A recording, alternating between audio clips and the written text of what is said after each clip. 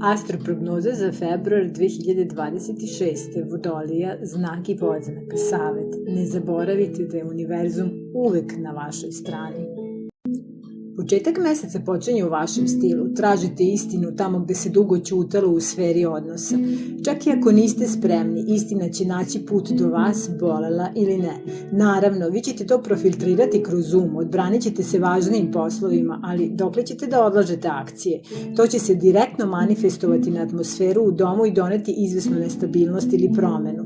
Preduhitrite sve to i postavite granice preko kojih se neće prelaziti.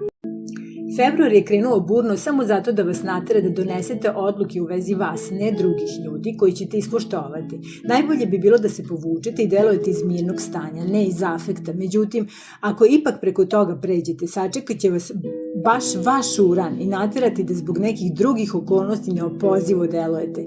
Ipak je ovo mesec vašeg rođendana i donosi snagu da napravite lični reset i neki od vas započnu potpuno novi život.